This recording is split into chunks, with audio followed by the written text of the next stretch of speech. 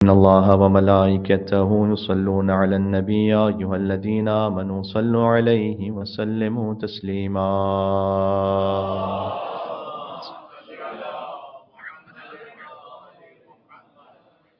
أعوذ بالله من الشيطان الرجيم. بسم الله الرحمن الرحيم. لا حول ولا قوة إلا بالله العلي العظيم. حسبنا الله ونعم الوكيل، نعم المولى ونعم النصير، وبه نستعين وهو خير ناصر ومعين. والصلاة والسلام على أشرف الأنبياء والمرسلين، حبيب إله العالمين، العبد المرتضى والنبي المجتبى والرسول المصطفى، سيدنا ونبينا ومولانا بالقاسم محمد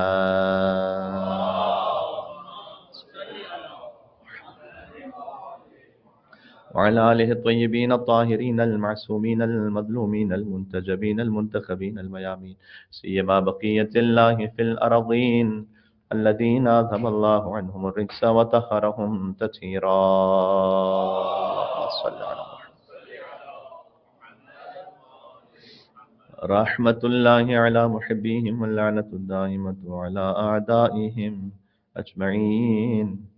بالخصوص باب الحوائج مولا کی مجلس ہے اور مجلس کے اختتام پر تابوت کی برآمدگی ہے. کسی تفصیلی دعا کا موقع اس وقت میسر شاید نہ آ سکے، تو آج اس وقت ہم توسل کرتے ہیں مولا کے نام سے کہ جس کی جو حاجت ہے بحق امام موسیٰ قاسم علیہ الصلوۃ والسلام پوری ہو. پروردگار دنیا اور آخرت کے حسنات عطا فرما، ہمیں با ایمان فرما، ہمارے ایمان کو مستحکم فرما، قبر میں امیر المومنین کی زیارت نصیب فرما، سیدہ عالمیان کی شفاعت سے بہرمند فرما، ہمیں امام زمانہ علیہ السلام کے ظہور کا زمانہ دیکھنا نصیب فرما. بسم اللہ الرحمن الرحیم.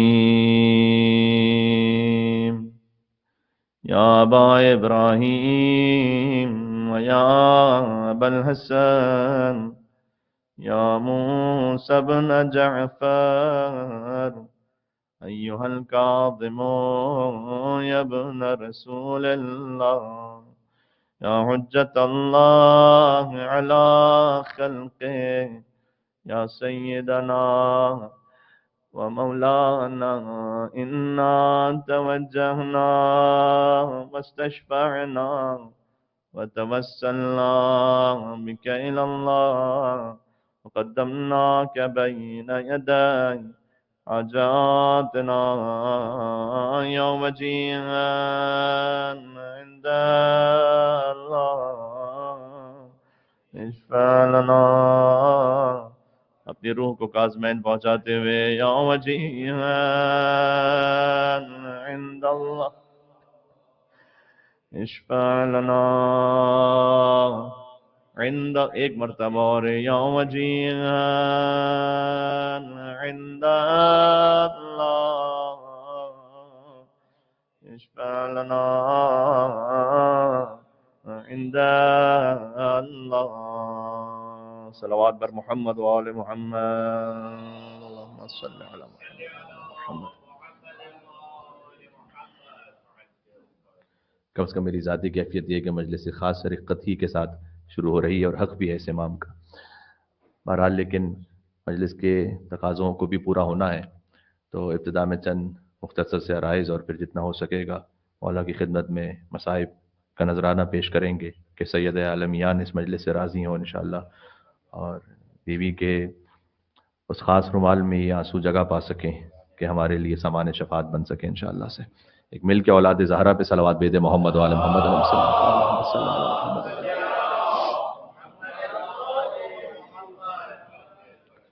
یاد دہانی یہ بھی کروا دی جائے کہ رجب المرجب کا آخری عشرہ وہ بالنصف اب گزر چکا ہے. یہ وہ ماہ ہے کہ جسے رجب العصب بھی کہا گیا، رجب العصم بھی کہا گیا، رجب المرجب بھی کہا گیا. رجب العصب کہتے ہیں وہ مہینہ کہ جس میں اللہ کی رحمت موسلا دار بارش کی طرح برس رہی ہے. رجب العصم، عصم ہے وہی سمن بکمن عمیون، تو عصم کہتے ہیں جو سن نہ سکتا ہو، بہرا ہو اور ڈیف، تو رجب العصم کہا گیا. تو اس کی وجہ یہ بیان کی گئی کہ لم یسمع فیہ، اس مہینے میں سنا نہیں گیا کہ اللہ سبحانہ و تعالیٰ کسی بھی قوم پر اپنا غضب نازل کرے، اس لیے اسے رجب العصم کہا جاتا ہے. یعنی سابقہ قوموں میں جب وہ مستحق عذاب بھی ہو جاتی تھی تو اللہ سبحانہ و تعالیٰ رجب کا انتظار کرتا تھا کہ وہ مہینہ گزر جائے تو ان پر عذاب نازل ہو۔ اور اب اگر کسی پر ذہن میں سوال آئے کہ یہ کیسے پاسبل ہے کہ اسلامی مہینے تو بعد میں شروع ہوئے تو پہلے رجب کیسے تھا، تو میں آپ کی خدمت میں سورہ توبہ کی آیت پڑھ چکا ہوں کہ ان عدت الشہور عند اللہ 12 شہرا فی کتاب اللہ یوم خلق السماوات والارض ذالک الدین القیم منہا اربعۃ حرم، کہ مہینوں کی گنتی اللہ کے نزدیک اس وقت سے 12 ہے جب سے اس نے زمین و آسمان کو خلق کیا ہے، اور یہی مضبوط دین ہے، اور منہا اربعۃ حرم، ان میں 4 زیادہ محترم ہیں جن میں سے پہلا رجب المرجب ہے۔ تو اللہ سبحانہ وتعالیٰ نے کہا کہ زمین و آسمان کی خلقت کے وقت ہی اللہ سبحانہ وتعالیٰ نے 4 مہینوں کو خاص احترام سے نوازا تھا۔ اس میں رجب المرجب ہے، ذی القعدۃ الحرام، ذی الحجۃ الحرام اور محرم الحرام۔ تو اس لیے رجب الاسم کہا جاتا ہے کہ سنا ہی نہیں گیا کہ اس مہینے میں اللہ سبحانہ وتعالیٰ کسی پر عذاب نازل کرے۔ سبحان اللہ، اس مہینے میں آپ ہیں، اس لیے کہ بہرحال 13 رجب المرجب کو اس کی آمد ہے کہ جو شافع روز جزا ہے، اور ہم مولا کے جیسے بھی شیعہ اور جیسے بھی محب ہیں، بہرحال ہمارا اول اور آخر واحد آسرا ہی علی بن ابی طالب علیہ السلام ہے۔ اور رجب المرجب، مرجب کہتے ہیں باعظمت مہینہ، لأن الجاہلیت یعظمونہ، اس لیے کہ زمانہ جاہلیت میں بھی تعظیم کی جاتی تھی رجب المرجب کی۔ تو خالی یاد دہانی کروانی تھی کہ یہ وہ مہینہ ہے کہ جو اب تقریباً جس کا اکثر حصہ گزر چکا ہے، آخری عشرے میں بھی نصف عشرہ گزر چکا ہے۔ کاش ہم ان لوگوں میں شامل ہو سکیں کہ جب میدان محشر میں صدا دی جائے این الرجبیون، رجب والے کہاں ہیں، یہ روایت ہے، قیامت میں صدا دی جائے گی، خاص این الرجبیون، رجب والے کہاں ہیں، تو وہ کون آئیں گے جب صدا دی جائے گی کہ رجب والے کہاں ہیں؟ تو امام نے فرمایا کہ لمن صام یوما واحدا، جس نے ایک دن بھی روزہ رکھا ہو رجب میں، وہ سب کے سب رجبیون میں ہے۔ تو اگر اب تک آپ ایک دن بھی روزہ نہیں رکھ پائے ماہ رجب المرجب میں، تو اب بھی موقع ہے، کم سے کم ایک دن روزہ رکھیں تاکہ اس صدا میں شامل ہو سکیں جو میدان محشر میں آئے گی انشاءاللہ سے۔ ایک مل کے صلوات اور بھیجے گا محمد و آل محمد علیہ السلام پر۔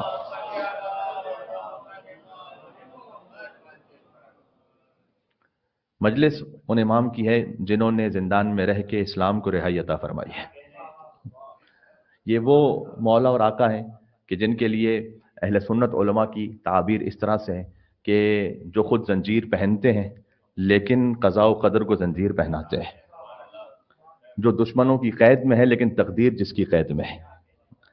وہ امام موسیٰ کاظم کے جن کی کنیت اور لقب عبد صالح ہے۔ عبد صالح تو امام کے بہت سارے ماننے والے بھی عبد صالح ہوں گے، لیکن عبد صالح خاص امام کو اس خاطر کہا جاتا ہے، ایک تو اس عبد کی نسبت رسول اللہ صلی اللہ علیہ وسلم کے اس لقب کے ساتھ ہے کہ جو اللہ سبحانہ وتعالیٰ نے عطا فرمایا تھا، سبحان الذی اسری بعبدہ، یہاں پر اس خاص عبد کی بات ہو رہی ہے۔ اور عبد صالح امام کے اصحاب اور شاگرد جب آپس میں ایک دوسرے سے بات کرتے تھے اور دشمنوں کا شدید خوف و خطرہ تھا اور امام علیہ السلام کا بھی حکم تھا تقیہ کا، تو پوچھتے تھے کہ عبد صالح کی جانب سے کوئی جواب آیا، اور یہ آپس میں جانتے تھے کہ عبد صالح سے مراد موسیٰ بن جعفر الکاظم علیہ السلام ہے۔ اس لیے عبد صالح خاص امام کا، میں بچوں کو سمجھانے کے لفظ استعمال کروں، وہ کوڈ ورڈ تھا کہ آپس میں محب امام کے نام کے بجائے عبد صالح کے نام سے امام کو پکارتے تھے۔ امام کی کنیت میں مشہور کنیت ہے ابو الحسن۔ ابو الحسن 4 ائمہ کی کنیت ہے، مولا علیہ السلام، امام موسیٰ کاظم علیہ السلام، امام رضا علیہ السلام اور امام علی نقی علیہ السلام۔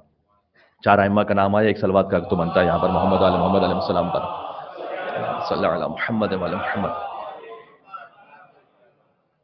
یہ میں کچھ بنیادی باتیں کر رہا ہوں تاکہ اور بھی مومنین جب ساتھ میں شامل ہو جائیں گے تو پھر ایک اور اصل موضوع میں وارد ہو جائیں گے، لیکن یہ بھی بڑی اہم بات ہے، ذرا غور کیجئے گا۔ تو ابو الحسن اول کہا جاتا ہے امام موسیٰ کاظم علیہ السلام کو، جبکہ پہلے ابو الحسن مولا علی علیہ السلام ہے، لیکن روایات میں آپ کو مولا علی علیہ السلام کے حوالے سے ابو الحسن کا لفظ بہت کم ملے گا۔ ابو الحسن فقط بی بی فاطمہ الزہرا کہا کرتی تھی امیر المومنین علی بن ابی طالب علیہ السلام کو، اور امام حسن علیہ السلام کہتے تھے اور امام حسین علیہ السلام کہتے تھے، لیکن ابو الحسن مولا کے صحابی انہیں ابو الحسن کہہ کے پکارے، ایسا بہت شاذ و نادر ہے۔ امام موسیٰ کاظم علیہ السلام لہٰذا کہلائے ابو الحسن اول، اور امام رضا علیہ السلام ابو الحسن ثانی، اور امام علی نقی علیہ السلام ابو الحسن ثالث۔ ذرا غور کیجئے گا، شاید اب گفتگو کا ایک پہلا مرحلہ میں سر کرنے لگا ہوں اگر آپ میرے ساتھ ہیں تو۔ ابو الحسن اول، ابو الحسن ثانی، ابو الحسن ثالث، امام موسیٰ کاظم، امام رضا اور امام علی نقی علیہ السلام۔ یعنی ائمہ علیہ السلام نے احترام امیر المومنین اس قدر زیادہ رکھا کہ اپنی گنتی میں بھی مناسب نہیں سمجھا کہ علی بن ابی طالب کو عدد میں شامل کیا جائے، ان کا مقام ہی جدا اور الگ ہے۔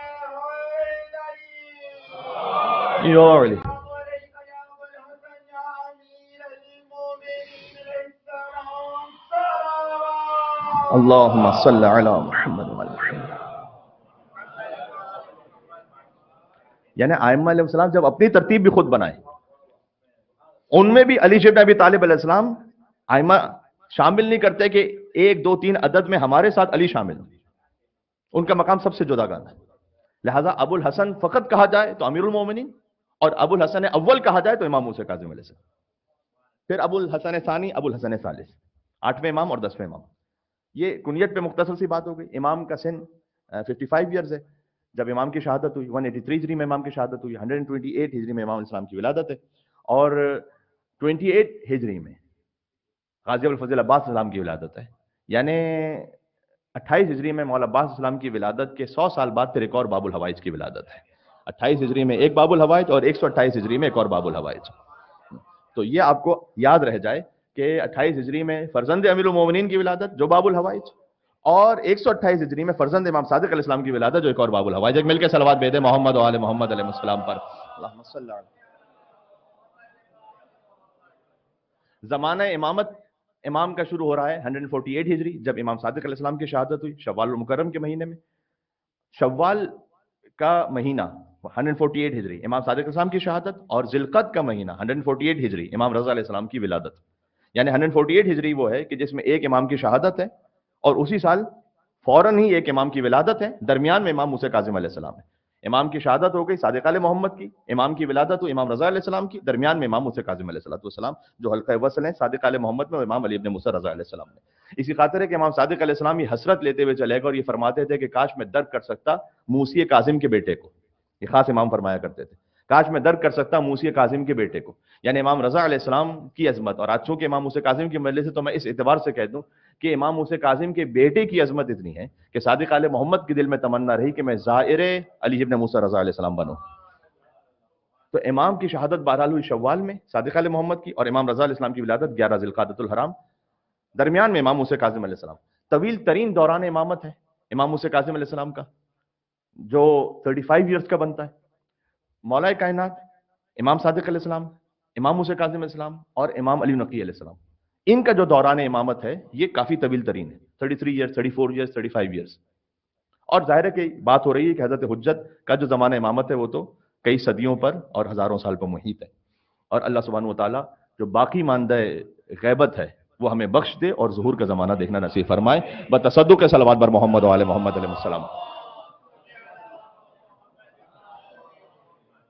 اب میں آپ کو ذرا لے کے چلوں کہ امام موسیٰ کاظم علیہ السلام کا زمانہ شروع ہو رہا ہے تو حالات کیا ہیں. حالات امام موسیٰ کاظم علیہ السلام نے 4 خلفائے بنی عباس کا سامنا کیا. ایک منصور دوانقی ہے، پھر مہدی عباسی، پھر ہادی عباسی اور پھر ہارون رشید. اور ہارون رشید کا زمانہ جو خلافت کا تھا امام موسیٰ کاظم علیہ السلام کے ساتھ وہ 13 برس کا ہے، اور اس کے بعد 10 سال اور وہ زندہ رہا ہے، بعد میں وہ واصل جہنم ہوا. لیکن منصور دوانقی نے جب امام جعفر صادق علیہ السلام کو شہید کر دیا تو آپ یہ نہ سمجھیے گا کہ ائمہ علیہ السلام کو شہید کر دینا اور اس کے بعد کوئی معاملہ ہوتا نہیں تھا تو پھر ٹھیک ہے بزنس ایز یوزول ہوتا تھا. بی اے یو کوئی نہیں ہوتا تھا. یعنی اس وقت بہرحال ان پر اتنا زیادہ پریشر آتا تھا کہ ان کو ایسا لگتا تھا کہ ہماری گورنمنٹ ڈیسٹیبلائز ہو گئی اور کہیں سے علویین، کہیں سے حسنی سادات وہ قیام کرتے تھے. تو ایسی صورت میں منصور نے امام موسیٰ کاظم علیہ السلام کے ساتھ اتنا تعلق نہیں رکھا کیونکہ امام جعفر صادق علیہ السلام کو شہید کر چکا تھا. لہٰذا اس کی جرت نہیں ہوئی کہ امام موسیٰ کاظم علیہ السلام کو پھر سے فوراً زندان میں ڈال دیں. اس کے بعد ہے مہدی عباسی کا زمانہ. مہدی عباسی وہ بادشاہ ہے کہ آپ کو یاد ہو یا نہ ہو لیکن مجھے یاد ہے کہ میں نے سال گزشتہ امام موسیٰ کاظم اسلام کی شہادت کی مجلس میں ایک واقعہ پڑھا تھا کہ جس میں اس نے یہ کہا تھا کہ شراب کی حرمت کا ذکر کہاں ہے قرآن میں. شراب تو حرام ہے ہی نہیں، قرآن میں لکھا ہوا نہیں کہ شراب حرام ہے. اور یہ آج کا بھی بڑا لیٹسٹ مسئلہ ہے. لوگ یہ کہتے ہیں کہ اللہ تعالیٰ نے شراب کو رجس کہا ہے، برا کہا ہے، حرام تو نہیں کہا. تو ٹھیک ہے برا ہے پینا لیکن حرام تھوڑی ہے. اور اس وقت امام موسیٰ کاظم علیہ السلام نے قرآن میں بتایا کہ کہاں لکھا ہے کہ شراب حرام ہے. یہ واقعہ چونکہ گزشتہ سال پڑھ چکا ہوں اور آن لائن اویلیبل بھی ہے، لہٰذا وہاں جا کے سن لیجیے گا. یہ مہدی عباسی کے زمانے کا واقعہ. اس طرح سے ہادی عباسی. ہادی عباسی کا زمانہ بھی بڑا مختصر ہے. اور پھر ہارون رشید کا زمانہ. غور کیجیے گا یہ وہ پورا پیریڈ ہے کہ جب عباسیڈز اپنے پورے پیک پر ہیں اقتدار کے، ہارون رشید کے زمانے میں. اور اگر میں ان کے آپ کو کم سے کم 5 اخلاقی فساد بتا سکوں تو آپ کو اندازہ ہوگا کہ اس وقت کی گورنمنٹ چل کیسے رہی ہے. سب سے پہلی بات یہ ایک کتاب ہے، مثلا اس کتاب کا نام ہے الاغانی. یہ آج سے 1200 سال پرانی کتاب ہے. ابو الفرج اصفہانی نے لکھی. کہتے ہیں کہ ایک شیعہ تھا لیکن علامہ علی نے لکھا ہے کہ وہ زیدی شیعہ تھا، اثنا عشری شیعہ نہیں تھا. بہرحال اس نے کتاب لکھی الاغانی. آپ کو کتاب کا نام عجیب سا لگے گا، الاغانی کا مطلب ہے موسیقی، میوزک. اس پہ کتاب لکھی، اور اس کتاب میں اس نے زمانے جاہلیت کے اور 1200 سال پہلے کی میوزک لکھے ہیں کہ اس زمانے میں مثلا کیا نظمیں پڑھی جاتی تھیں، میوزک کا اسٹائل کیا ہوتا تھا، کیسی محفلیں ہوتی تھیں، ایران میں کیا ہوتا تھا، ترک میں کیا ہوتا تھا، عربوں میں کیا ہوتا تھا. پوری موسیقی پہ کتاب لکھی اس نے. اب بہرحال اگر کوئی علم دین کی فیلڈ میں ہے تو اس کو ہر قسم کی کتاب پڑھنی پڑتی ہے، چاہے وہ یہی کیوں نہ ہو. اور یہ ایک طریقے سے تاریخ اور مذہب کی بھی کتاب کہلاتی ہے، اس لیے کہ اس میں کچھ اور حوالے بھی ہیں. بہرحال الاغانی کتاب میں اس نے یہ لکھا کہ ہارون رشید کے حرم سرا میں ایٹ اے ٹائم کم سے کم 300 رقاصائیں ہوتی تھی. فحشا اپنے عروج پہ تھا. یہ یاد رکھیے گا، جب بھی کہیں کوئی دشمن اہل بیت کھلا ہوا یا چھپا ہوا اپنے سسٹم کے ساتھ آئے گا تو سب سے پہلے فحشا، ولگیرٹی اور میوزک اس کو لے کر آئے گا. جب کسی سوسائٹی میں یہ آ جائے تو اس میں طاقت ہی نہیں رہتی کہ امام وقت کا ساتھ دے سکے. یہ آپ ذہن میں رکھیے گا. آپ کو اکثر یہ محسوس ہوگا کہ جو بہت زیادہ میوزک سننے والے ہیں، کیونکہ حدیث میں موجود ہے کہ میوزک جب انسان زیادہ سننے کا عادی ہو جائے تو دل میں، ویسے تو کم سننا بھی حرام ہے لیکن جو اس کا عادی ہو جاتا ہے تو دل میں ایسے نفاق ایجاد ہو جاتا ہے کہ جیسے اگر سرسبز زمین پر کوئی بارش برسے تو کیسے خود بخود کچھ نہ کچھ جھاڑیاں نکلتی ہیں، ایسا ہو ہی نہیں سکتا کہ آپ روک لیں اس کو. تو بہرحال کچھ نہ کچھ ہپوکریسی آئے گی میوزک سننے والے کے دماغ میں اور دل میں. اس لیے جہاں کہیں آپ دیکھیں گے، حق کی بات ہے، چاہے وہ کوئی کمیونٹی افیئر ہے، چاہے وہ کوئی فیملی کا معاملہ ہے، زیادہ تر اس قسم کے معاملات میں پڑھنے والے وہ نیوٹرل رہتے ہیں. وہ کہتے ہیں یار ہمارے کو لینا دینا نہیں، ہم تو دنیا دار لوگ، ہم کیا کریں گے اس میں. اس کی وجہ کیا ہے؟ یہ اصل میں ہپوکریسی ہے، اور اس میں ہمت نہیں رہتی کہ وہ اس عین موقع پر اس کا ساتھ دے سکے جو اللہ سبحانہ وتعالیٰ نے چاہے. تو عباسیدس کے زمانے میں یہ وہ زمانہ ہے کہ جب فحشا میوزک اپنے پیک پر ہے. ہارون رشید کے حرم میں 300 رقاصائیں اور کھلے عام شراب کی محفلیں. دین سیکنڈ پوائنٹ ہے ان کا فائنینشیل کرپشن. اتنا زیادہ ہے کہ ایک اب میں کیا کروں، لفظ استعمال کروں، ایک رقاصہ کو کبھی کبھار اگر اسے پسند آ جاتی تھی تو 50,000 دینار دیے جاتے تھے. 50,000 دینار میں آپ کو سمجھاؤں کہ کیا ہے.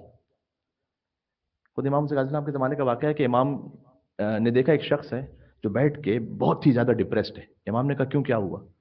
کہ وہ گراس اوپرز تھے، انہوں نے میری زراعت پر حملہ کر دیا اور ساری زراعت میری برباد ہو گئی. امام نے کہا کہ پورے سال اگر زراعت پہ کام کرتے تو کتنا ملتا؟ اس نے کہا کہ میں نے کچھ میلنز لگائے تھے اور کچھ کوکمبرز. تو کس سریم، اب میں بالکل خاک شدہ ہو گیا ہوں، بالکل فلیٹ زمین پہ آ گیا، بینک کرپٹ، کچھ بھی نہیں بچا میرے پاس. امام نے کہا اگر پورا سال کام کرتے تو کتنا پروفٹ ہوتا؟ اس نے کہا پورا سال اگر یہ ساری کراپ بیچتا تو 200 دینار. امام نے 300 دینار اسے دیے. یہ کلرز کر چکا ہوں ایک مجلس میں کہ خطیب بغدادی نے لکھا ہے کہ امام موسی کاظم علیہ السلام کے درہم و دینار کے کیسے ضرب المثل تھے. عجب ہے امام موسی کاظم علیہ السلام.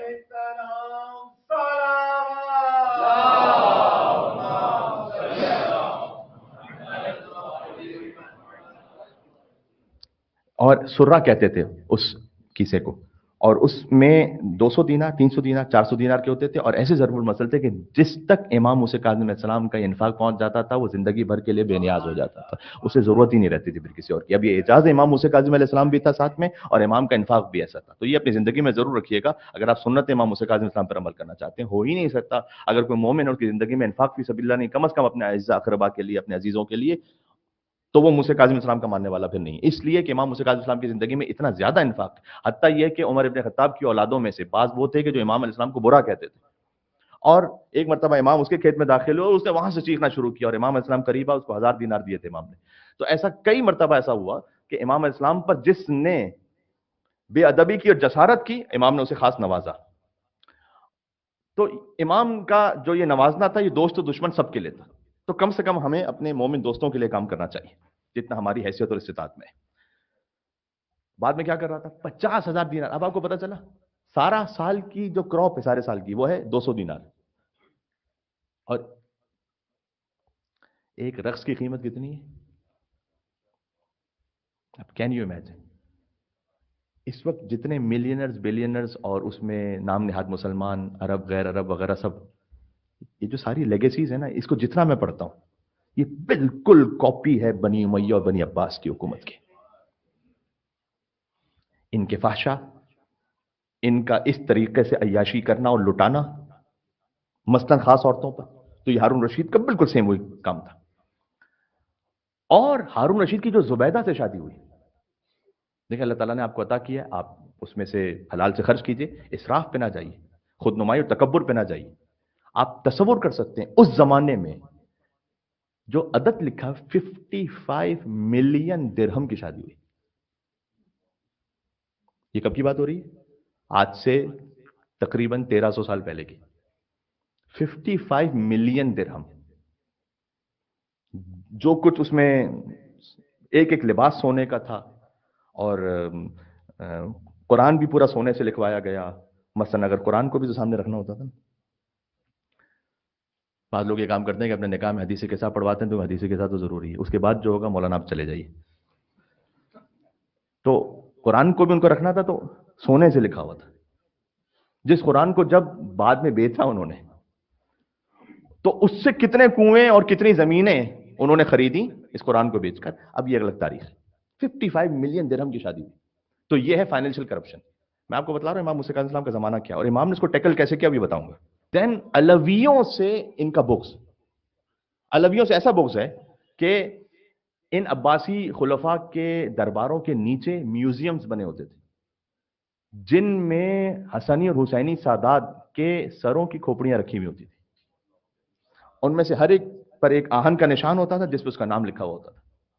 حتیٰ یہ کہ یہ واقعہ امام موسیٰ کاظم السلام کے زمانے میں پیش آیا کہ حسین ابن علی ابن حسن مثلث ابن حسن مثنى ابن حسن مجتبی ابن علی ابن ابی طالب علیہ السلام، کہ حسین جنہیں شہید فخر کہا جاتا ہے، کہ امام موسیٰ کاظم نے فرمایا کہ ہمارے لیے کربلا کے بعد سب سے بڑی مصیبت یہ ہے.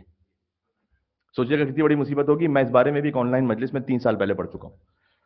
سر کاٹ کر اس سید زادے کا باقاعدہ پیش کیا گیا تھا تش میں رکھ کے امام موسیٰ کاظم السلام کو.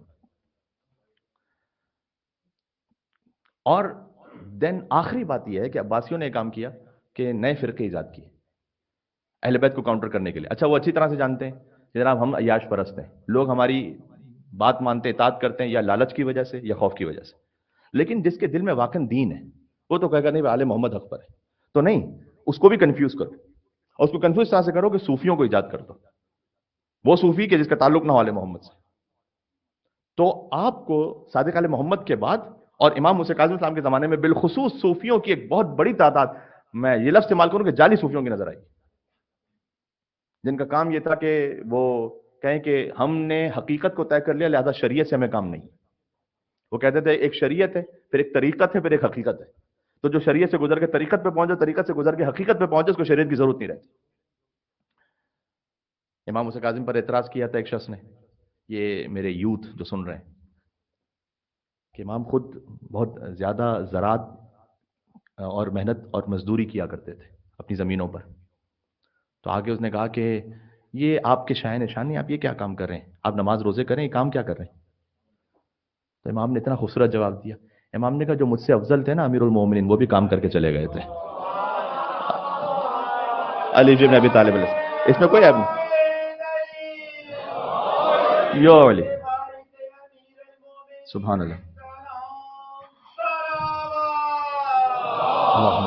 اللہم صلی علی محمد و آل محمد وعجل فرجہم. آپ لوگوں سے گزارش ہے معذرت کے ساتھ کہ ایک ایک درود پڑھتے ہوئے ایک دفعہ اور آگے اچھے، پیچھے مومنین بہت زیادہ موجود ہیں. برائے خوشنودی مولا مشکل کشا بلند ترین صلوات. اللہم صلی علی محمد.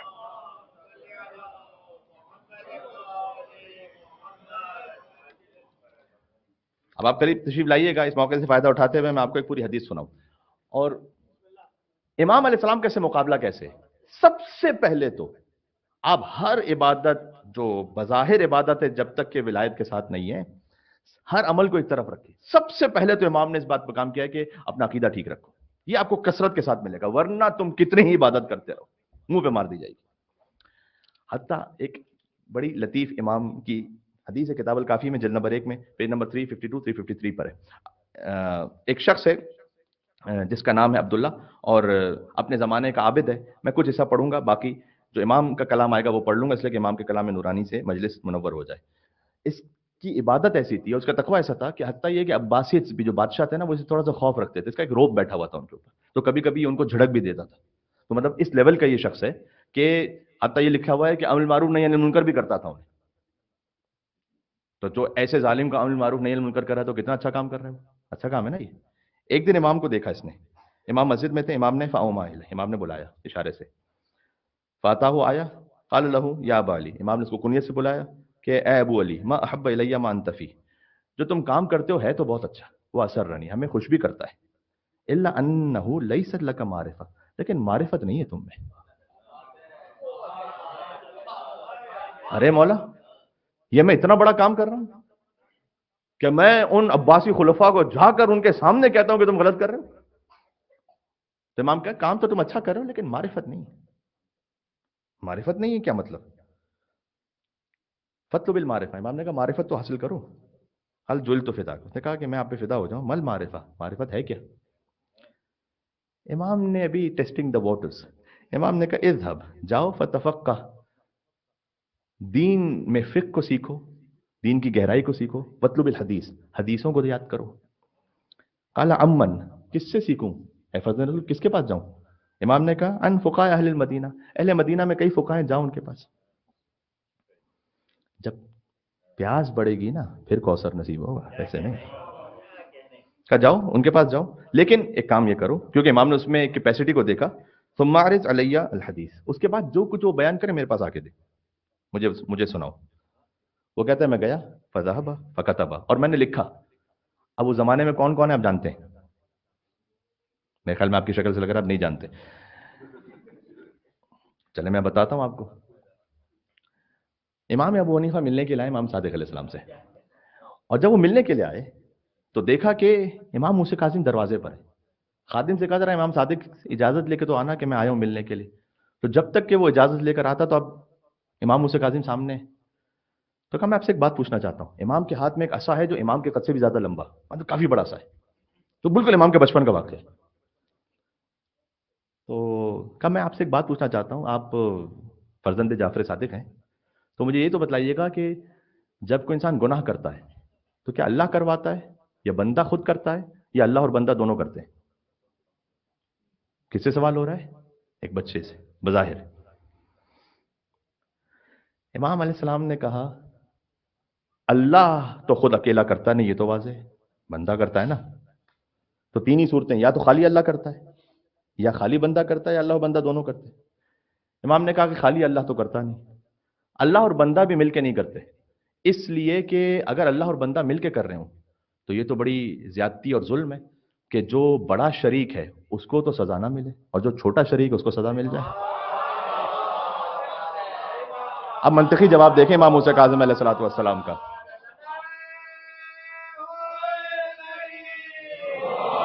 یو علی، اس کا مطلب یہ ہے کہ اللہ نے ایک نعمت اختیار کی انسانوں کو عطا کی ہے. ان ہدیناہ السبیل اما شاکرا و اما کفورا، چاہے شکر کرنے والا بنے یا کفر کرنے والا بنے. اب جواب ایسا تھا، امام ابو حنیفہ نے ایسا جواب سنا کہ وہ ایکسپیکٹ ہی کر رہے تھے کہ اتنا چھوٹے سن کا بچہ ایسا جواب دے گا. تو کہا اچھا یہ تو بتلائیے کہ آپ کے ہاتھ میں عصا، آپ بہت عالم فاضل لگتے ہیں لیکن عصا آپ کے ہاتھ میں آپ کے قد سے بھی بڑا ہے. کل مجلس سنا چکا ہوں نا کہ امام لاہ و لاب میں نہیں کرتا، تو اتنا بڑا عصا کیوں ہے؟ امام نے فرمایا یہ میرے جد رسول اللہ کا عصا ہے جو میرے ہاتھ میں تبرکن میں نے ہاتھ میں رکھا ہوا ہے. بات تو اب سننے کی ہے. امام ابو حنیفہ فوراً آگے بڑھے اس عصا کو بوسہ دینے کے لیے. موسیٰ کاظم علیہ السلام نے بچپن کے عالم اس عصا کو پیچھے کیا، کہا یہ عجیب بات نہیں ہے کہ عصائے رسول سے محبت ہے اور آل رسول کی دشمنی ہے آپ کے دل میں.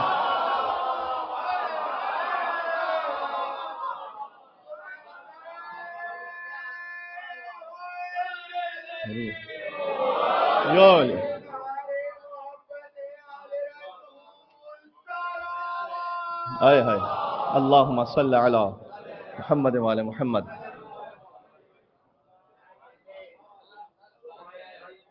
تب یہ سمجھ میں آ گیا یہ شخص کن کن فقہا کے پاس گیا تھا.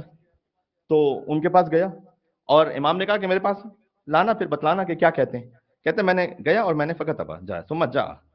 تو اس کے بعد میں پہنچا امام کے پاس، فقرہ علیہ فاسقطہ، امام نے دیکھا اور ایک یوں رکھ دیا. اسقطہ کا مطلب ہے پھینکا. ایک روایت ملتی ہے ایک شخص آیا تھا, وہ امام کا چاہنے والا تھا. اس نے آ کے امام سے کہا کہ میں نے فرزند رسول ایک دعا لکھی ہے, میں نے لکھی ہے, اس کو ذرا چیک کیجیے گا. امام نے رکھ کے ایک طرف کہا اب تمہاری دعا ایک طرف رکھو, ہماری دعا سنو جو ہم تمہیں بتلا رہے ہیں. امام کو سکھلانے کی کوشش نہ کرو کہ فرزند رسول چیک تو کر لیجیے, میں نے دعا لکھی شاید بہت اچھی ہوگی. ارے ایک طرف رکھیں آپ. امام نے پھر اپنی دعا, ایک یونس بن عبد الرحمن ہے, ان کو امام نے ایک دعا سکھایا اور کہا کہ اس کو کثرت سے پڑھو. امام موسیٰ کاظم کی دعا, اور میں آپ کو سناتا ہوں, 2 جملوں کی دعا ہے, آپ کو لطف آ جائے گا کم سے کم پہلے فقرے میں. کہا دعا یہ کرو کثرت سے, اللہم لا تجعلنی من المعارین, پروردگار تو مجھے کرایہ داروں میں نہ رکھنا. مطلب کیا ہے کرایہ داروں میں نہ, یعنی کبھی میں رینٹ پہ نہ رہوں اور میری اپنی پراپرٹی ہو. امام یہ دعا سکھلائیں گے اور کہیں گے کہ کثرت سے پڑھو. پتہ ہے اس کا مطلب کیا ہے؟ اللہم لا تجعلنی من المعارین, پروردگار تو مجھے ایمان کے کرایہ داروں میں نہ رکھنا کہ ایمان کرائے کی طرح میرے پاس ہو پھر واپس چلا جائے جب ضرورت ہو اس کی. کچھ لوگوں کا ایمان کرائے والا ایمان ہے, ان کا پرماننٹ نہیں ہے, تو کبھی بھی واپس ہو گیا تو گئے. پتہ ہے کس کا کرائے کا ایمان ہوتا ہے؟ ذرا سا شبہ آیا, تابوت اٹھانا ہے, یہ ہے وہ ہے, علم وغیرہ سب یہ ٹھیک ہے. ہر تھوڑی تھوڑی بات جس کے دماغ میں شبہ آتا رہے نا, شک آتا رہے, اہل بیت علیہ السلام کی ولایت پر کامل یقین نہ ہو, ان کے فضائل پر بار بار اس کو شک ہوتا رہے, اس کا مطلب ہے کہ اس کو کہیں اپنے ایمان کو چیک کرنا چاہیے کہ شاید کہیں ایسا کرائے والا ایمان ہے کہ 2 فیس بک کی پوسٹ پڑھ کے میرا ایمان اڑ جاتا ہے. اور ولا تخرجنی من التقصیر, اور امام نے کہا دوسری دعا یہ کرتے رہو کہ مجھے تقصیر سے خارج نہ کرنا. یعنی کیا؟ ویسے تو مقصر ہونا بری بات ہے, لیکن یہاں امام علیہ السلام نے فرمایا کہ تم دعا یہ کرو کہ پروردگار میں جو بھی عمل کروں تیری بارگاہ میں, وہ کتنا ہی بڑا کیوں نہ ہو, میں تقصیر سے خارج نہ ہوں, یعنی اس عمل کو بہت کم اور چھوٹا سمجھا. یہ دعا کرتے رہنا ہمیشہ. اس کے بعد امام اسلام نے فرمایا کہ کوئی عمل بھی اللہ سبحانہ وتعالیٰ کی بارگاہ میں پیش نہیں کیا جاتا مگر یہ کہ وہ اللہ کے حق کے مقابلے میں بہت کم ہوتا ہے, الا من عصمہ اللہ, مگر یہ کہ اللہ کسی کو خاص عصمت کا کوئی درجہ عطا کر دے تو پھر اس کے عمل کی کوئی بات ہے. تو یہ دعا میں کبھی ہو سکا تو اس کو آپ کو خدمت میں لکھ کے بھی دے دوں گا. امام نے ایک طرف رکھا اور اس کے بعد کہا کہ تمہیں ابھی معرفت نہیں ہوئی. اچھا مولا, یہ کہہ کے امام چل دیے, پیچھے پیچھے آیا اور آ کے کہتا ہے کہ میں قیامت کے دن اللہ سبحانہ وتعالیٰ کی بارگاہ میں عرض کروں گا کہ میں موسیٰ کاظم کے پاس گیا تھا اور معرفت چاہتا تھا, اگر آپ نے نہیں بتلائی کہ اب معرفت ہے کیا. امام نے کہا اچھا. امام نے کہا کہ فَأَخْبَرَهُ بِأَمِيرِ الْمُؤْمِنِينَ, امام نے کہا رسول اللہ کے بعد امیر المومنین کو مانتے ہو, یہ ہے معرفت. دشمنوں کا عمل معروف نہیں انل منکر کر رہے ہو, بڑی بڑی عبادتیں کر رہے ہو, پہلے یہ بتلاؤ کہ امیر المومنین کو مانتے ہو. اس کے وما کان بعد رسول اللہ اخبرہ بامر الرجلین, اور 2 خاص مردوں کا ان کی حقیقت کو کھولا امام نے اس کے سامنے. یعنی جب تک تبرہ نہ ہو تولا کے ساتھ وہ بھی معرفت بیکار ہے. امام موسیٰ کاظم,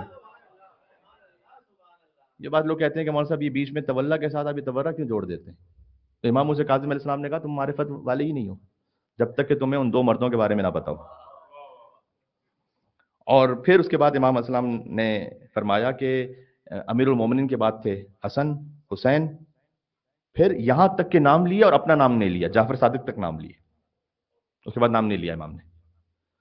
تو اس نے کہا کہ آج کون ہے؟ امام نے پوچھا کہ اگر میں بتلاؤں گا تو مانے گا؟ اس نے کہا مانوں گا. امام نے کہا انا ہوا, میں ہوں. کہتا ہے کوئی دلیل دے سکتے ہیں؟ ٹھیک ہے, کوئی دلیل دے سکتے ہیں کہ جس سے مجھے یقین ہو جائے؟ امام نے کہا سامنے درخت نظر آ رہا ہے, جاؤ درخت کے پاس. کہتا ہے میں درخت کے پاس گیا اور امام نے کہا اشارہ کرو ذرا کہ وہ تمہاری طرف چل کر آئے.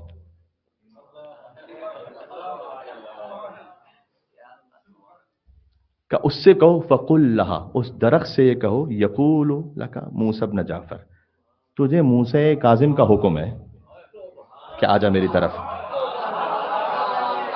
اب میں اور کتنا آسان کروں آپ کے لیے.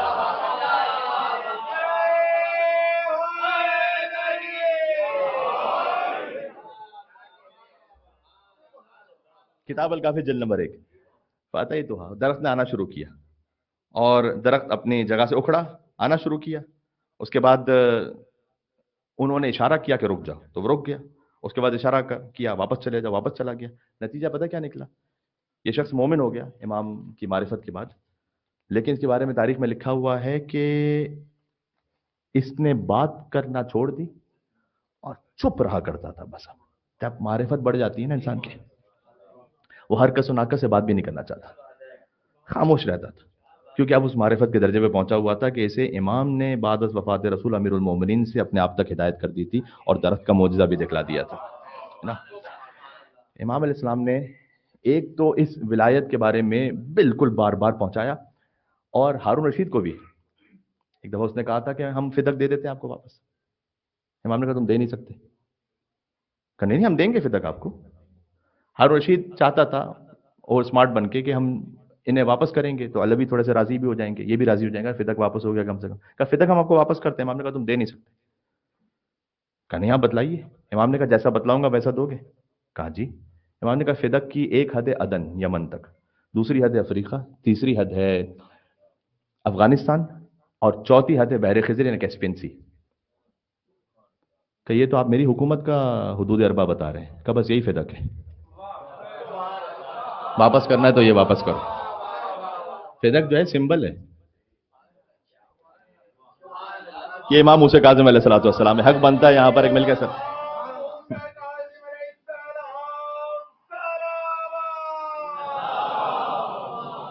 سبحان اللہ. یولی میرے خیال میں میرے پاس وقت اتنا ہی بچا ہے کہ میں 2-3 اور باتیں پیش کر کے مصائب پر آ جاؤں. کل ہم نے ایک سلسلہ شروع کیا تھا کہ اہل سنت بزرگ علماء نے کیا کہا امام موسیٰ کاظم علیہ السلام کی عظمت پر. تو مجھے آج 8-10 اور سنانے ہیں. پریسائز کر دوں تو 9 سنا دوں گا خاص عدد سے.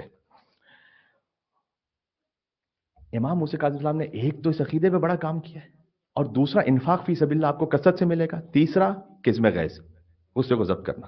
یہ 3 چیزیں اپنی زندگی میں رکھیے گا سنت امام موسیٰ کاظم علیہ السلام پر عمل کرنے کے لیے. ایک چیز بڑی اور اہم ہے, ہر بات کا ہر موقع پر اظہار نہیں کرنا. یہ اس لیے بہت ضروری ہے. آپ کو معلوم ہے کہ امام موسیٰ کاظم علیہ السلام قید میں کیوں گئے تھے؟ اب اس میں ایک جلیل القدر صحابی ان کا واقعہ بھی ہے, تو میری کوئی اوقات اور حیثیت نہیں کہ حتیٰ میں ان صحابی کے بارے میں بھی کچھ کہہ سکوں کہ امام علیہ السلام کے صحابی اور امام نے بڑا ان کا احترام کیا. لیکن اس جیسے واقعات بہت ہے, لہٰذا میں صحابی کا نام سنائے بغیر آپ کو واقعہ سنا دوں کہ ایک خاص محفل منعقد کی گئی جو پلانٹڈ تھی, اور اس میں امام کے وہ صحابی بیٹھے ہوئے. ان سے پوچھا گیا کہ بعد از وفات رسول کسے مولا مانتے ہو؟ کہ علی بن ابی طالب کو. کہ اگر علی تمہیں حکم دیں کہ اپنے زمانے کے حاکم کے خلاف جنگ کرو تو کرو گے؟ کہ جمل صفین میں حکم دیتے میں کرتا. تو آج کون ہے؟ تو نے کہا موسیٰ کاظم. ہارون رشید پردے کے پیچھے تھا. کہ اگر آج موسیٰ کاظم یہ کہے کہ تلوار اٹھاؤ حاکم وقت کے خلاف تو اٹھاؤ گے؟ اچھا وہ صحابی سمجھدار تھے, انہیں نہیں معلوم کہ پیچھے ہارون رشید ہے, لیکن پھر بھی سمجھدار تھے کہ مجھے ہر بات ہر جگہ نہیں کہنی. چپ رہے. کہ ہم نے تم سے کچھ پوچھا ہے بتاؤ. تو پتہ ہے پہلے کیا کہا انہوں نے کہا کہ میرے امام ایسا حکم نہیں دیں گے, نہیں دیں گے حکم. کہ نہیں اگر دے دیا تو؟ کہ میں کہہ رہا ہوں نہیں دیں گے. کہ نہیں اگر دے دیا تو بتاؤ.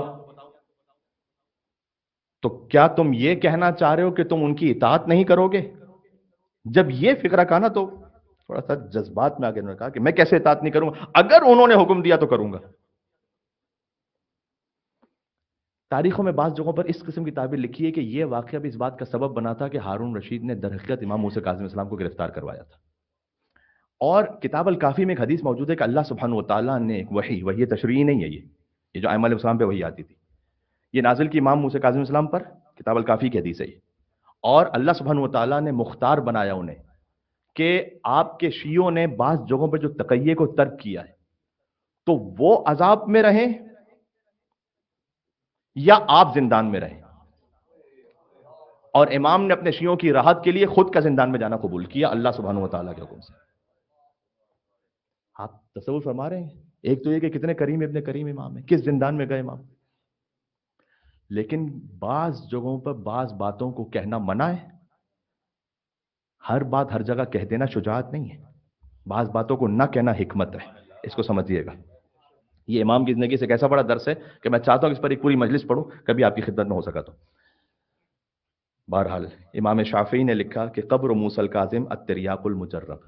तिरियाक पता है किसे कहते हैं? जो बड़े से बड़े जहर को काट दे। कहते हैं जो मूसे काजिम की कब्र है ना, कब्र खुद नहीं, कब्र मूसे काजिम, वो आजमूदा तिरियाक है, दुनिया के हर जहर को काट देता है, हर तकलीफ को। जिन इमाम की मजलिस में आप तशरीफ फरमाए, सुभान अल्लाह। इब्न जोजी हम्बली ने इस तरह से कहा कि सख्त जद्दोजहद और रात को जाग कर इबादत करने की वजह से अब्द सालेह खुदा कहलाते थे। मोहम्मद बिन तलह शाफी ने एक बात लिखी कि रातों को सजदों और क़याम में अपनी गुजारते और दिनों को सदकात और रोज़ों में गुजारते। एक चीज़ बड़ी अच्छी लगी मुझे, इब्न बिलदीद मोतज़िली ने लिखा है कि मूसे काजिम वही हैं कि ऐसे अब्द सालेह खुदा हैं जिन्होंने फ़िक्र, दीन, परहेजगारी, हिल्म, सब्र सब एक साथ जमा कर दिया था।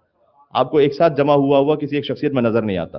साबिर भी हो, हलीम भी हो, आलिम भी हो, फकीह भी हो, ये उनके एतबार से मैं बात कर रहा हूं, वरना तो हुज्जत खुदा है।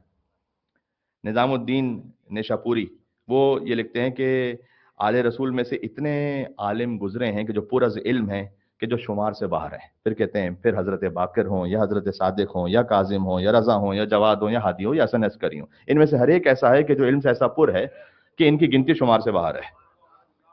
सुभान अल्लाह। शमसुद्दीन ज़हाबी ने लिखा कि इमाम काजिम मुत्तकीन में सबसे बड़े इबादत गुजार है, मुत्तकीन में भी। अच्छा, हुक्मा जो होते हैं उसमें कहा जाएगा ना कि सबसे बड़े हकीम है, का हुक्मा में सबसे बड़े जवाद है। जितने साहिबान अकल थे ना उनमें सबसे बड़े जवाद हैं इमाम मूसा काजिम अलैहिस्सलाम। इसलिए इमाम के हरम का मकाम जवादैन भी है और काजिमैन भी है, दो जवाद दो काजिमैन। इब्न हजर हैसमी ने लिखा कि मूसल काजिम के पास जो कुछ इल्म मारिफत और कमाल में से था वो उनके बाबा की वजह से था और बाबा की तरफ से था।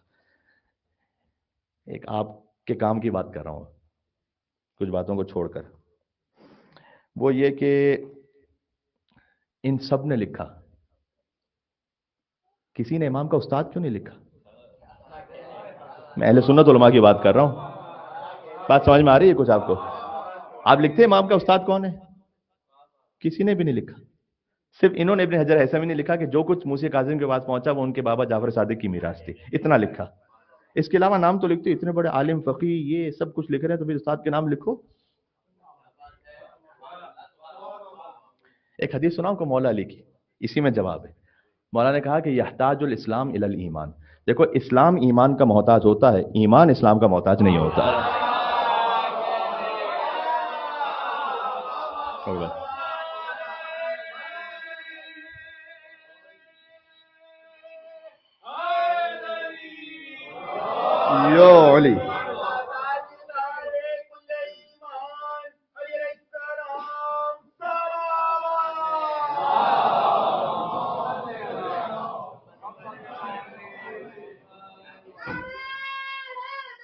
यो अली, योली।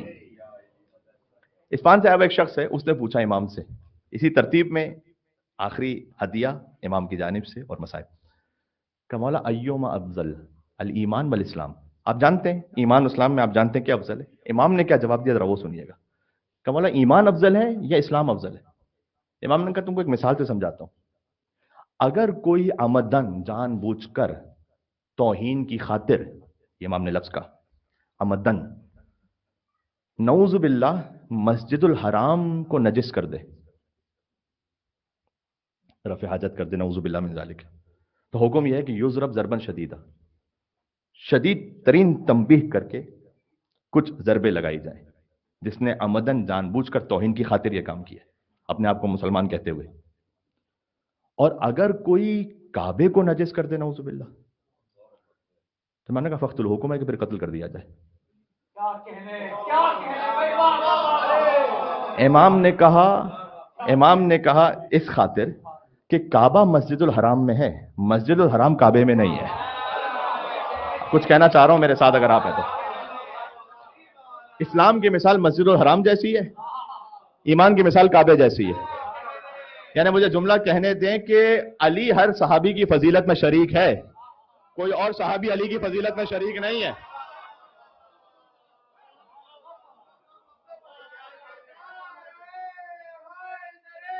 योली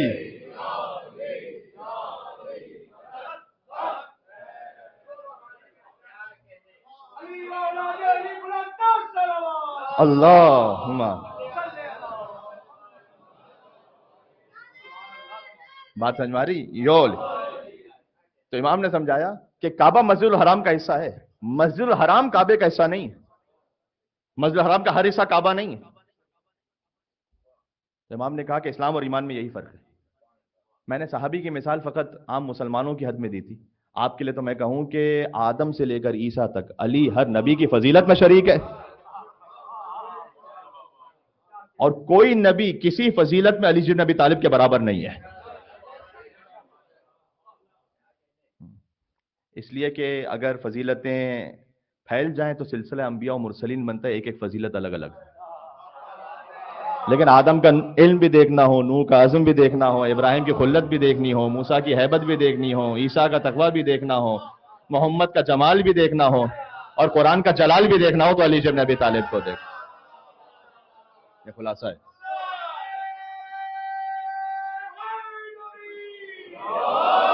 یو علی. بات واضح؟ بکھرے ہوئے اوصاف نبیوں کی تمام یکجا کیے جائیں تو علی بنتا ہے.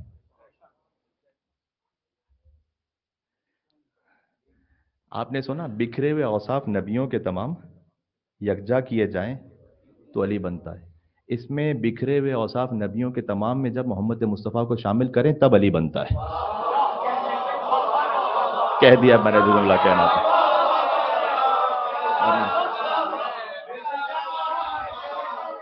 ہائے ہائے ہائے.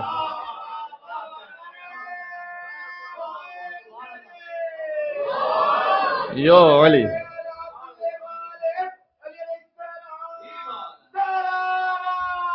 اللہم.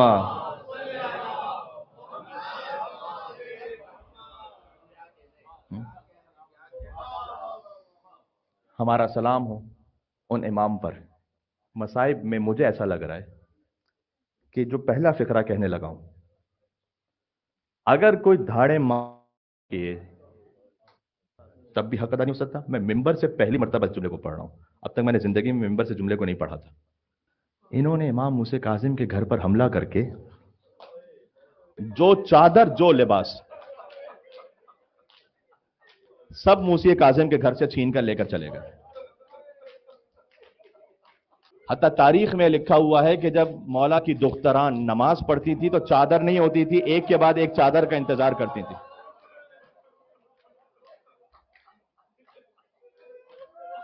بی بی آپ سے راضی ہوں، آپ نے جملے پر حق ادا کر دیا جیسے آپ کی صدائیں بلند ہوئیں.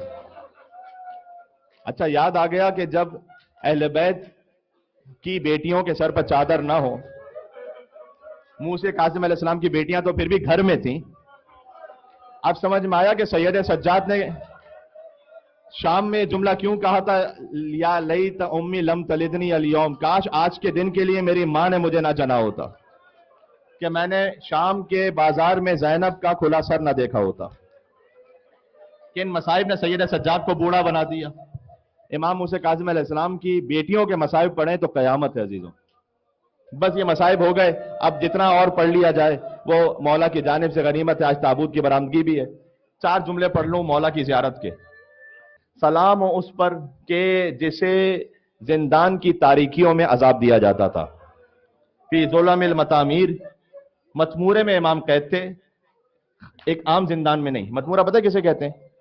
میں نے ایک بزرگ عالم سے جن پر میں اعتماد کرتا ہوں اور وہ اہل اردو بھی نہیں ہے، کہیں اور سے ہیں، انہوں نے یہ فقرہ کہا کہ 50 سیڑھیاں نیچے ہوتی تھیں جہاں امام کو کنویں میں رکھا جاتا تھا.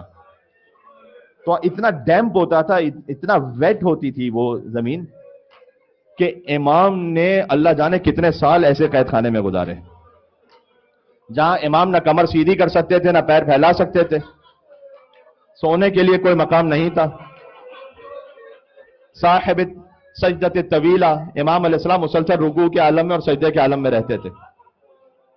لیکن آپ اس امام کا مقام اور معراج ملاحظہ فرمائیے گا کہ امام موسیٰ کاظم علیہ السلام جب زندان میں تھے تو ایک دعا ہے امام کی، کہتے تھے کہ پروردگار تیرا شکر ہے، میں چاہتا تھا مجھے عبادت کے لیے ایک ایسا مقام مل جائے کہ جہاں تنہائی میں تیری عبادت کر سکوں.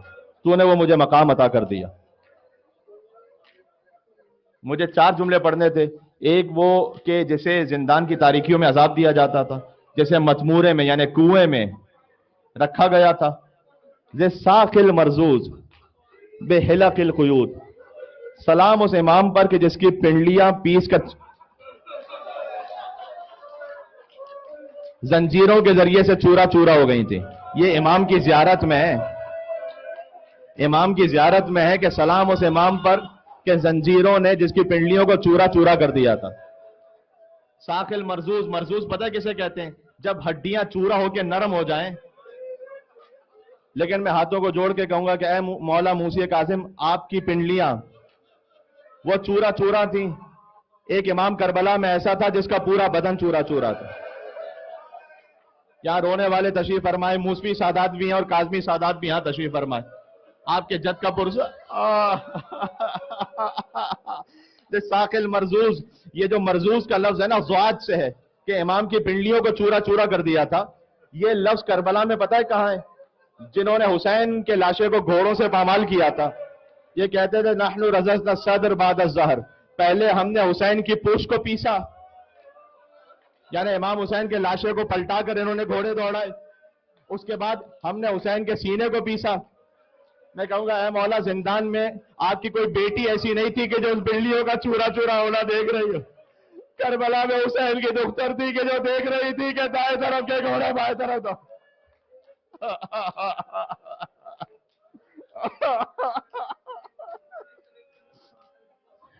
اور امام ہی کی زیارت کا ایک فقرہ یہ ہے کہ الجنازہ المنادى علیہا بذل الاستخفاف، سلام اس پر کہ جس کے جنازے پر ذلت سے ندا دی جاتی تھی. کہتے تھے ھذا امام الرفضہ، یہ رافضیوں کا امام ہے.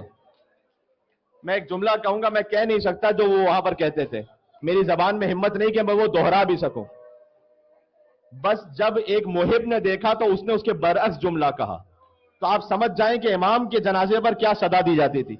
اس نے کہا یہ خود بھی پاک تھا اور اس کا باپ بھی پاک تھا. اب سمجھ جانا کہ جنازے پر امام کے کیا کہا جاتا تھا. اور اس نے آگے بڑھ کر کہا یہ خود بھی عزت والا تھا اور اس کا باپ بھی عزت والا. امام کے جنازے کو بغداد کے پل پر پھینک دیا گیا. امام کا لاشا وہاں رکھا ہوا تھا، زنجیروں میں جکڑا ہوا لاشا. امام سجاد بھی قید ہوئے تھے، لیکن زنجیریں کھل گئی تھی، توق کھل گئی تھی. ایک منزل تک مجھے آپ کو اور لے کر چلنا ہے اور اس کے بعد تابوت کی برآمدگی ہے. سلیمان ابن ابو جعفر نے دیکھا کہ فرزند رسول کے جنازے کی اتنی بے احترامی. اس نے کہا جنازہ اٹھاؤ، اور اس کے بعد پھر سے امام علیہ السلام کے جنازے کو بہترین کفن دیا گیا، 2500 دینار کا کفن. یہ کسی امام کے نصیب میں نہیں ہے جتنا امام موسی کاظم علیہ السلام کو ایک کفن دیا گیا. تو میں کہوں گا مولا تمام مصائب کے بعد بہرحال کفن تو ملا ہے آپ کو. رونے والے موجود ہیں یہاں پر. لا یومک یومک یا ابا عبداللہ الحسین. امام تنہائیوں میں قید تھے، لیکن میں قربان ہو جاؤں اس امام کی تنہائی کے کہ جب وقت آخر رخصت کے لیے اپنی بہن کے پاس آیا تو دائیں طرف دیکھا تو کوئی نہ تھا، بہنے طرف دیکھا تو کوئی نہ تھا.